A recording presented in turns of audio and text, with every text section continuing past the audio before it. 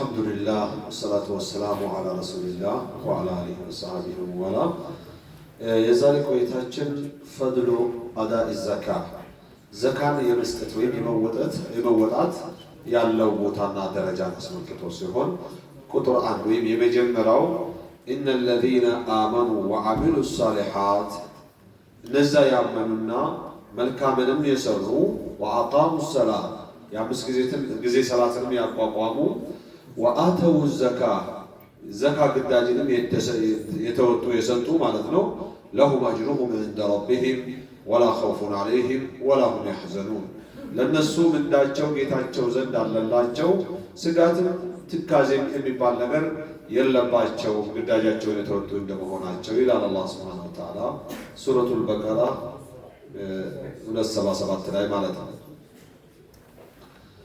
ሁለተኛው وقال تعالى الذين ينفقون أموالهم بالليل والنهار لا እነዛ ንብረታቸውን በቀንም በሌሊትም ባገኙት አጋጣሚ በአላህ መንገድ የሚመጸውቱ ወጪ የሚያደርጉ ይላል ስረን ወዓላንያ በምስጢርም በይፋ የሚያወጡ ሰዎች ፈለሁም አጅሩሁም عند ربهم ለነሱ ምንዳቸው አለላቸው ጌታቸው ዘንድ ይላል ولا خوف عليهم ولا هم يحزنون በእነሱ ላይ ምን ይገጥመኛል የሚል ስጋትም ይሁን ሲሄድ ከቤተሰቤ ይሄን ትቼ ሄድኩኝ የሚልም ትካዜ የለባቸው በማለት አሁንም በድጋሚ ከሱረቱል በቀራ ከራሱ ማለት ነው 274 ላይ ነው ይሄ እና ሶስተኛው መረጃ ليس عليك هداهم الى الله سبحانه وتعالى እነሱን መምራት ያንተ ኃላፊነት አይደለም ህዝብ ሲማር አላህ የመራው ይመራል እንጂ ያስተማሪው ኃላፊነት አይደለም ያስተማሪው ኃላፊነት ምን ብቻ ነው በአግባቡ አላህ እንዳዘዘው ማስተላለፍ ረሱልን ያላጃለው ለምን ሁሉ አልተከተለኝ ብለህ አትጨነቅ እንዲከተሉ ማድረግ ያንተ ኃላፊነት አይደለም እኔ ነኝ እንዲከተሉ ልቡ እንዲረጥብ ሐቁን እንዲቀበል ማድረገው እኔ ነኝ ይያለው አላህ እያወቀ አሻፈረኝ ቢልም ተጠያቂው ማን ነው አንተ ሳይሆን እሱ ራሱ ነው ولكن الله يهدي من يشاء ነገር ግን አላህ ያሻውን ወደ ቀናው መንገድ ይመራል وما تنفقوا من خير فلأنفسكم ከመልካም የምትመጸውቱት ነገር ለራሳችሁ ነው وما تنفقون إلا ابتغاء وجه الله يالله ፊት ፍለጋ እንጂ አትመጸውቱም ይላል خبر بمعنى الدعاء وله أبلغية ይላሉ አትመጸውቱም ያላህን ፊት ፈልጋችሁ እንጂ ማለት ዜና መንገር ነው የተፈለገበት ግን ያላህን ፊት ፈልጋችሁ እንጂ እንዳትመጸውቱ ለአላህ ብላችሁ ካልሆነ ባትሰጡ ይሻላል እንደማለት ነው وما تنفقوا من خير يوفى إليكم ከመልካም ነገር እናንተ የምትመጸውቱት ነገር አላህ አሟልቶ ደወዙን ይከፍላችኋል ይላል وأنتم لا تظلمون እናንተ አትበደሉም ይላል ከቁርአን አንቀጹ መነሻ የምንማረው ነገር ቢኖር መምራት ያንተ ኃላፊነት አይደለም እያለ ረሱልን ሲያናገር መምራት የነቢያቶች የሩሱሎችም ኃላፊነት አይደለም ማመላከት እንጂ የዓሊም ዱዓቶችም ኃላፊነት አይደለም ማስተማር እንጂ ከነቢያቶች መካከል አንድ ሰው ብቻ የተከተለው ነብይ አለ ሁለት ሰው ብቻ የተከተለው ነብይ አለ አንድ ሰው አስተምሮቱ ትክክል ለመሆኑ የተማሪው ቁጥር መብዛት አይደለም እሱ ያስተምራል አላህ የመራው ይማራል ይቀየራል አላህ ያልመራው ቢማርም አይጠቀምም ሊማርም እድል ያገኛል ስለዚህ በተቻለ መጠን ዳዒዎች ዓሊሞች ኸጢቦች እንደወረደ ለማውረድ ጥረት እናደርግ ዲኑን አላህን ወክለን ረሱል አለይሂ ሰላቱ ወሰላም እንበል ወይ ሩሱሎችን ወክለን እንደምናስተምር አውቀን ማስተማር ያለብንን እናስተምር መከልከል ካለብን እንከልከል ማዘዝ ባለብን እንዘዝ የመመራቱ እድል አላህ የመራው ነው ولكن الله يهدي من يشاء አላህ ነው ያሻውን የሚመራው ያንተ አስተምሮት ስለጎደለ ያንተ ጭንቀት ስላነሰ ያንተ ማብራራት ስላነሰ አይደለም ሰዎች የማይመሩት እያለ ያለው አላህ። ስለዚህ የአስተምህሮቱ እውነተኝነት ወይም የትምህርት ጥራቱ ኳሊቲው በቁጥር ብዛት አይለካም ማለት ነው። ይኸው ከነቢዩ ጋር ሆኖ አንድ ወይ ሁለት እንጂ ያልተከተለው አለ፣ ውስን ተከታዮች ብቻ ያሉት አለ። የመጨረሻ ሚስቱ የከፈለችበት ነቢይ አልፏል። ضرب الله مثلا للذين كفروا امرأة نوح وامرأة لوط كانتا تحت عبدين من عبادنا صالحين فخانتاهما إلى يا نبي الله قلنا يا لوط مستوج مكينتنا يموت የኖህ ደግሞ ያላ ፍላጎት ሆኖ ልጁም ጭምር ኖህ አስተምሮት ጎድሏቸው ነው? ሳያስተምሩ ቀርቶ ነው? ለሚስት ለልጃቸው ሳይጨነቁ ቀርቶ ነው? አይደለም። እርሳቸው ለሺህ ዓመት 50 እስኪጎድለው ድረስ 950 ዓመት ድረስ ደከመኝ ሰለቸኝ ሳይሉ አስተምረዋል፣ የተከተሉ አሉ። አብዛኞቹ ግን ተስፋ እስኪያስቆርጧቸው ወደ እርግማን እስኪቀየሩ ድረስ ነው ያሰቃዩዋቸው። ሌሎችም ጋር ብንሄድ ተመሳሳይ የሆነ ታሪክ እንመለከታለን። ስለዚህ ሰዎችን እንዲመሩ እንዲያውቁ ባወቁት በተመሩበት ነገር እንዲጸኑ የሚያደርጋቸው ማን ነው? አላህ ብቻ ነው የሚለውን እንረዳለን ነው። ሌላው ሽሩጡ ዘካ የዘካ መስፈርትን ስንመለከት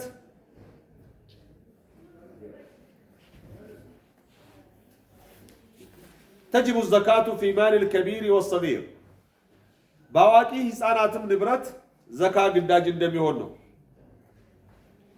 والذكر والأنثى በወንድም በሴትም ንብረት ዘካ ግዳጅ ይሆናል።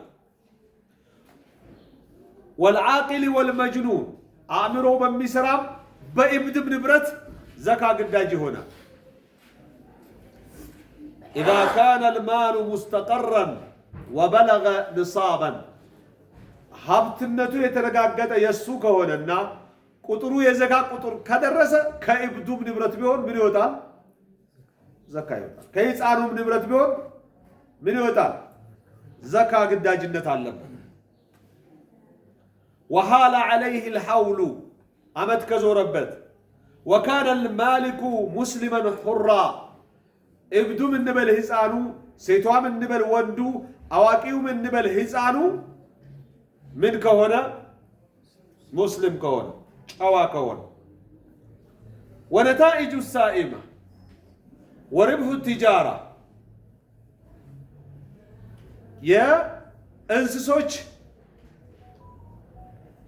ጥጃና ግልገሎች አብሯቸው ከነሱ የሚራቡት እንደዚሁም ደግሞ የንግድ ሸቀጥ ቤቱ የሱፐር ማርኬቱ ትርፍ ሐውሉሁማ ሐውሉ አስሊሂማ አመታቸው የዋናው አመት ራሱ የ1 ሚሊዮን ሸቀጣ ሸቀጥ አንድ ሰው በአንድ ሸቀጥ ቤት ቢጀምር ብሩንም ያገኘው አንድ ጊዜ ቢሆን አመት ድረስ ቢነግድበትና አመቱ ደርሷል እስኪ ዘካውን ላስብ ብሎ ሲያስብ 2 ሚሊዮን ቢመጣ ዘካ የሚመለከተው በዋናው ጊዜ ተቆጥሮ በ2 ሚሊዮን ነው ዘካ ግዳጅ የሚሆንበት ነው። የግድ ለትርፉ ምን አይባልም ሌላ አመት ቁጥር አይባልም። ወይም ደግሞ ለግልገል ጥጃዎች ሌላ አመት ቁጥር ተብሎ አይባልም ነው። ለግልገል ጥጃዎች በእናቶቻቸው ለሸቀጣ ሸቀጡ በዋናው አመት ይቆጥራል ማለት ነው።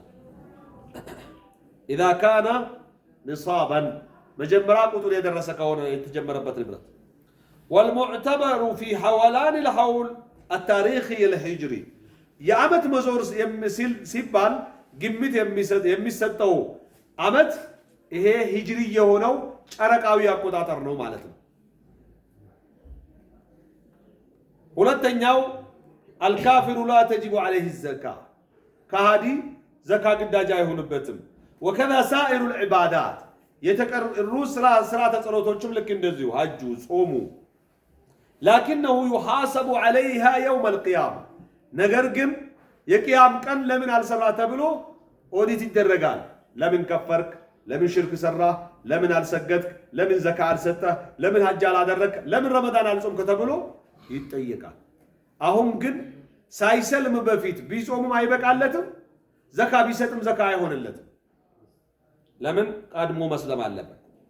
አማ ፊ ዱንያ ፈላ ዩልዘሙ ቢሃ፣ ዱንያ ላይ ሀብታምና ዘካ ስተብሎ አይጠየቅም፣ አይገደድም። ወላ ቱቅበሉ ምንሁ ሐታ ዩስሊም፣ እስኪሰልም ድረስ ተቀባይነትም የለውም ቢሰጥ ራሱ። ሊአነሃ ዒባዳ ፈላ ተስሑ ሚን ካፍር፣ ስርዓተ ጸሎት ነው ከከሃዲ የማይበቃ ስለሆነ ማለት ነው።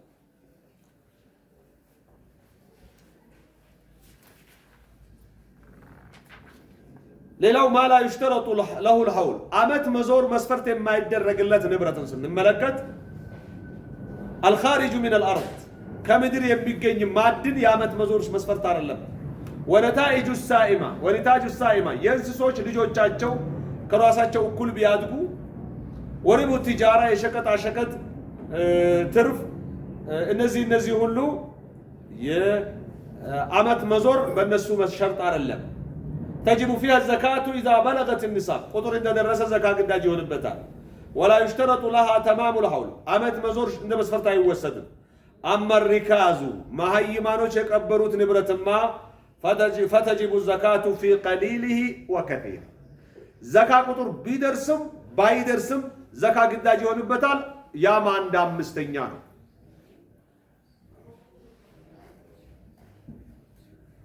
ወላ ዩሽተረጡ ለሁ ኒሳቡን ወላ ሐውል፣ አመትም ይሁን ቁጥር እንደ መስፈርት አይጠበቅም። ሌላው ዘካቱል አምዋሊል ዓማ፣ የጋራ ንብረት ዘካን በተመለከተ አልማሉል ዓም ሁወ ማ ሩሲደ ሊነፍዒል ዓም፣ ለጋራ ብቻኔ የተዘጋጀ ንብረት ማለት ነው። ለምሳሌ ለዚህ መስጂድ ገቢ ቢኖረው እና የተጠራቀመ ሀብት ቢኖረው ዘካ ይጠበቅበታል ወይስ አይጠበቅበትም? ዱነ አን የኩነ መምሉከን ሊሸክስ ሙዐየን፣ የግለሰብ ንብረት ሳይሆን አው ጂሀት ሙዐየና ከአምዋል ልሁኩማ፣ ወይ ለተነጠለ ቡድን ሳይሆን ለምሳሌ የመንግስት ንብረትን ይመስል።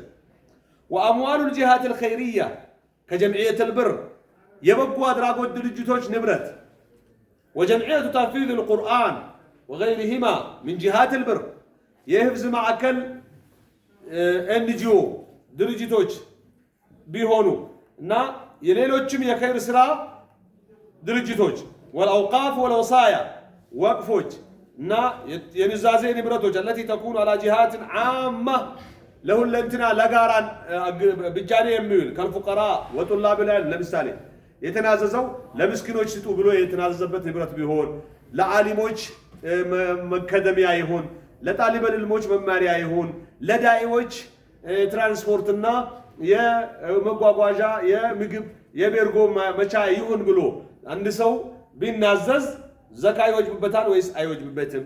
ወቢናኢል መሳጅድ ወነህዊሃ፣ ለመስጂድ ግንባታ ለመሳሰሉ ለየቲሞች መጦሪያ ለአዛውንቶች መጦሪያ እያለ ወጪ ቢያስቀምጥና ቢናዘዝና ቢከማችና ብዙ ሀብት ቢሆን ዘካ ይመለከተዋል ወይስ አይመለከተው?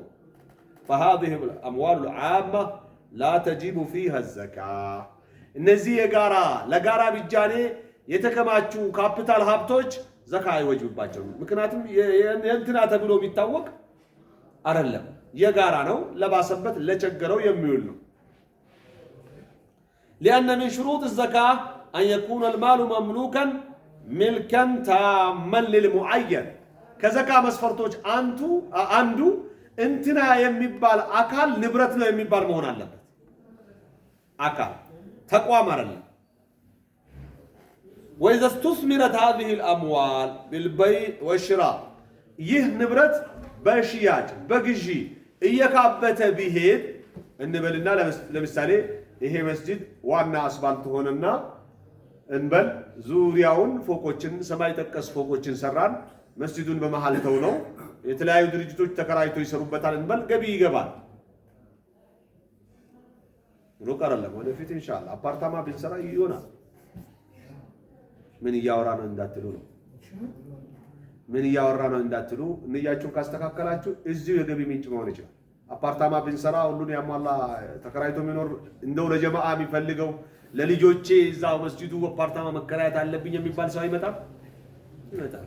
ችለን እኛ ብናደርግ ማለት ግን ንያችን ለየራሳችን እንጂ ለተቋማችን አይደለም። የተቋም ንያችን የወረደ فلا تجب فيها الزكاة بس زكاة قداجي ونبتال የሚባል ነገር የለም ይላል። እስከዚህ ካየነው ይበቃል። وصلى الله وسلم على نبينا محمد وعلى آله وصحبه وسلم.